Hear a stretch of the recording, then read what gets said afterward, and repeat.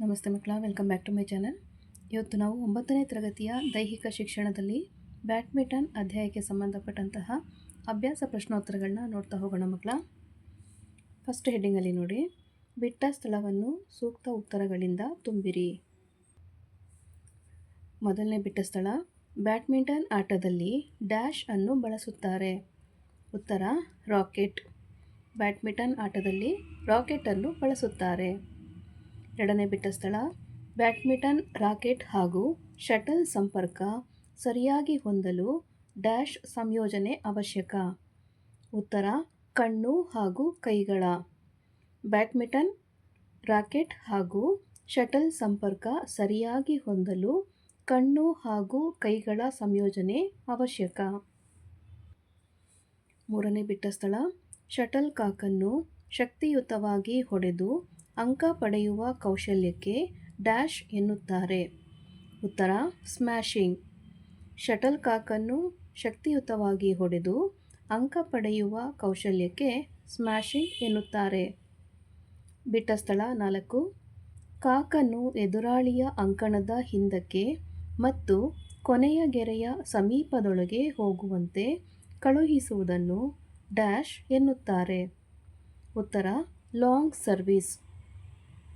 ಕಾಕನ್ನು ಎದುರಾಳಿಯ ಅಂಕಣದ ಹಿಂದಕ್ಕೆ ಮತ್ತು ಕೊನೆಯ ಗೆರೆಯ ಸಮೀಪದೊಳಗೆ ಹೋಗುವಂತೆ ಕಳುಹಿಸುವುದನ್ನು ಲಾಂಗ್ ಸರ್ವಿಸ್ ಎನ್ನುತ್ತಾರೆ.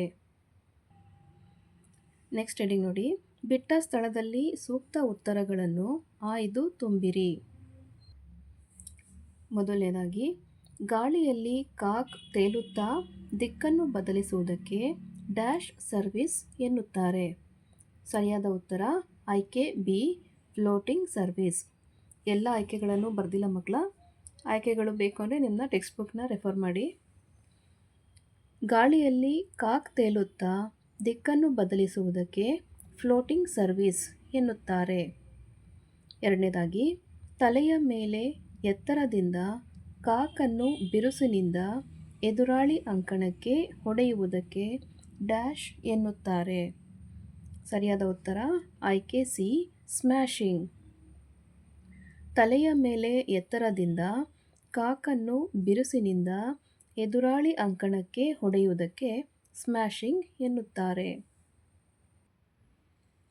ಮೂರನೇದಾಗಿ, ಎದುರಾಳಿ ಆಟಗಾರರು ಹಿಂದೆ ಇರುವಾಗ ಎದುರಾಳಿ ಅಂಕಣದ ನೆಟ್ ಸಮೀಪದಲ್ಲಿನ ಖಾಲಿ ಜಾಗಕ್ಕೆ ಕಾಕ್ ಅನ್ನು ತಕ್ಷಣ ಬೀಳಿಸುವಂತೆ ದಾಟಿಸುವುದನ್ನು ಡ್ಯಾಶ್ ಎನ್ನುವರು.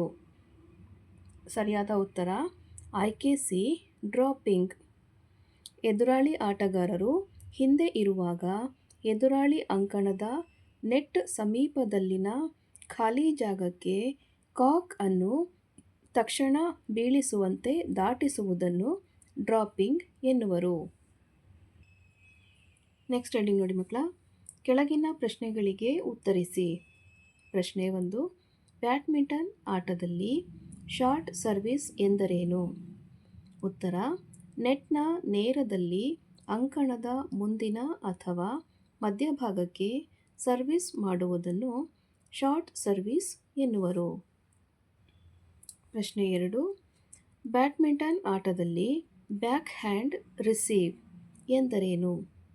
ಉತ್ತರ ಎದುರಾಳಿ ಕಡೆಯಿಂದ ಬಂದ ಕಾಕ್ ಆಟಗಾರನ ಎಡಬದಿಗೆ ಬಂದಾಗ ಬಲಗೈಯಿಂದ ಆಟವಾಡುವ ಆಟಗಾರ ತನ್ನ ಬಲಗೈಯನ್ನು ಎಡಗಡೆಗೆ ಚಾಚಿ, ಅಂದರೆ ಹಸ್ತದಿಂದ ಹಿಂದಿನ ಭಾಗ ನೆಟ್ಟಿನ ಕಡೆಗೆ ಇರುವಂತೆ ಕೈಯನ್ನು ತಿರುಗಿಸಿ ಕಾಕನ್ನು ಕಳುಹಿಸುವ ವಿಧಾನವನ್ನು ಬ್ಯಾಕ್ ಹ್ಯಾಂಡ್ ರಿಸೀವ್ ಎನ್ನುವರು.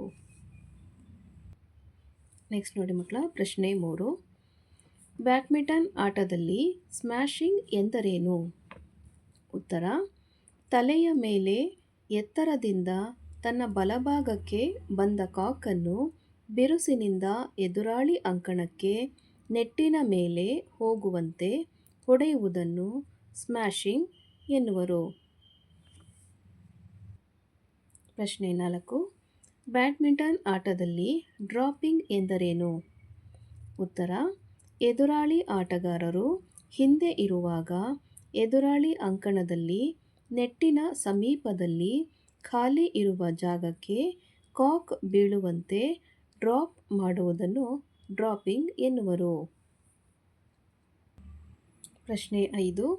ಬ್ಯಾಡ್ಮಿಂಟನ್ ಆಟಗಾರನ ಗುಣಲಕ್ಷಣಗಳನ್ನು ಬರೆಯಿರಿ.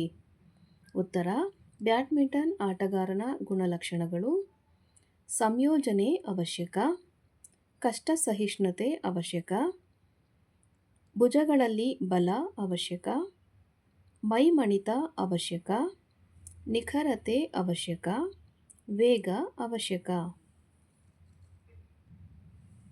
ಮಕ್ಕಳ, ಇಲ್ಲಿಗೆ 9ನೇ ತರಗತಿಯ ದೈಹಿಕ ಶಿಕ್ಷಣದಲ್ಲಿ ಬ್ಯಾಡ್ಮಿಂಟನ್ ಅಧ್ಯಾಯಕ್ಕೆ ಸಂಬಂಧಪಟ್ಟಂತಹ ಎಲ್ಲ ಅಭ್ಯಾಸ ಪ್ರಶ್ನೋತ್ತರಗಳು ಮುಕ್ತಾಯಗೊಂಡಿವೆ ಮಕ್ಕಳ.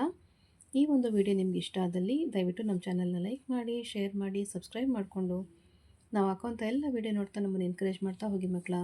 ಹಾಗೆ ಕಮೆಂಟ್ ಸೆಕ್ಷನ್ ಪಕ್ಕದಲ್ಲಿ ಹೈಪ್ ಅನ್ನೋ ಬಟನ್ ಇದೆ, ದಯವಿಟ್ಟು ಅದನ್ನು ಸಹ ಪ್ರೆಸ್ ಮಾಡಿ. ನಿಮ್ಗೆ ಯಾವುದೇ ರೀತಿಯ ಕಾಸ್ಟ್ ಅದಕ್ಕೆ ಅಪ್ಲೈ ಆಗೋದಿಲ್ಲ. ಇದರಿಂದ ಬೇರೆ ವಿದ್ಯಾರ್ಥಿಗಳು ನಿಮ್ಮ ಹಾಗೆ ವಿಡಿಯೋವನ್ನು ನೋಡೋದಕ್ಕೆ ಅನುಕೂಲ ಆಗುತ್ತೆ ಅಂತ ಹೇಳ್ತಾ ಈ ವಿಡಿಯೋನ ಮುಕ್ತಾಯ ಮಾಡ್ತಾ ಇದ್ದೀನಿ ಮಕ್ಕಳ. Thank you for watching. Bye bye.